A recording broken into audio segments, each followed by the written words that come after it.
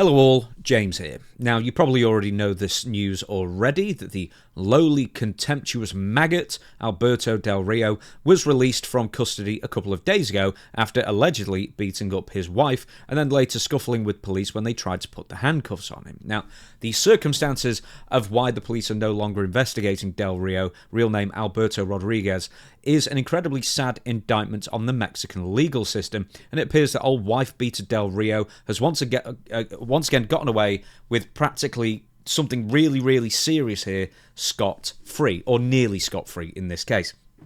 To recap, Del Rio's wife called the cops, alleging that the former WWE champion had been verbally and physically abusing her, and when the civil guard arrived at the scene, she reportedly had just been battered again by him, with visible injuries to her face and arms being readily apparent.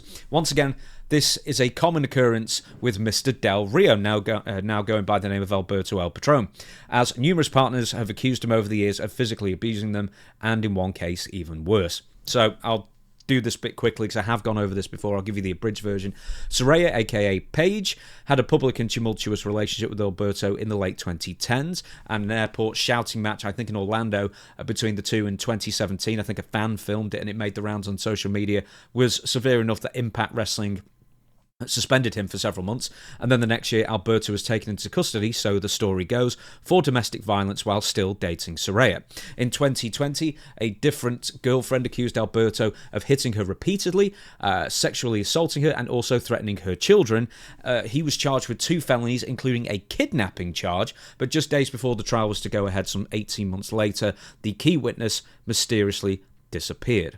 No complainants, no trial. He got away with it again. He escaped justice, and we do not believe the victim was paid off to not turn up, essentially.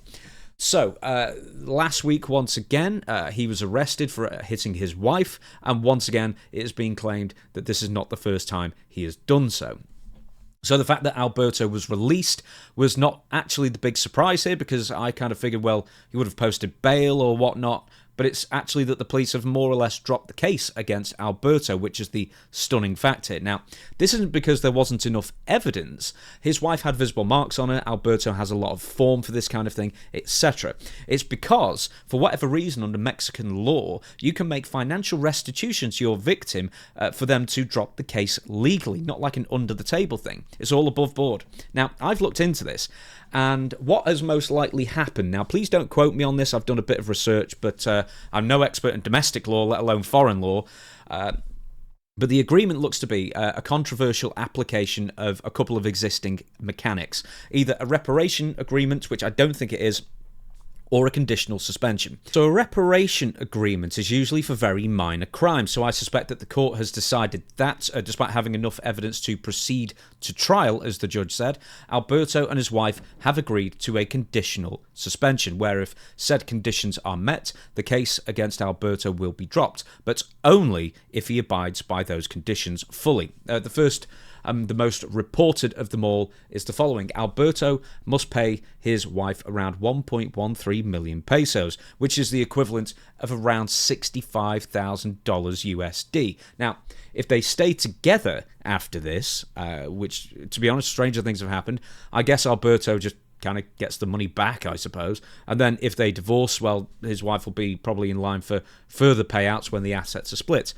Elsewhere, there is the obvious avoidance of any contact with the victim, of course, and this one as well, undergo anger management. Now, according to Dutch Mantel, who used to feud with and then manage the guy and then also work with him in Impact, so we heard a lot of stories, Alberto's real issue, aside from the misplaced aggression, is his drinking.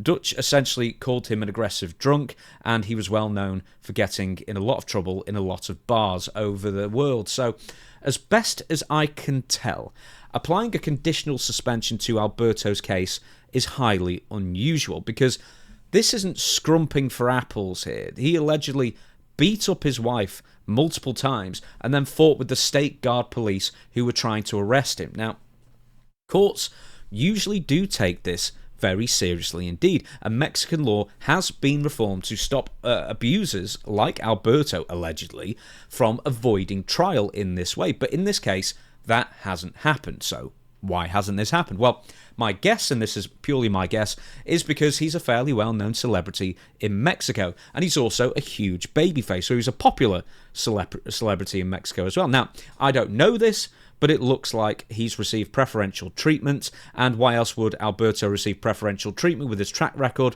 other than the fact that he is famous? So Alberto's mugshot, here it is, just in case you want to see it again, has made the rounds on the internet some days ago, and he reportedly spent a few days behind bars before paying out $65,000 to get out and then get the charges completely dropped and, go to a couple of classes. So ultimately, for me, pretty disgusting stuff. And if that wasn't bad enough, Alberto Del Rio already has a fresh booking for this May. So the pro wrestling business remains undefeated when it comes to giving absolute scumbags another chance, as long as there's the possibility of a payday. So that is the video. I will see you tomorrow.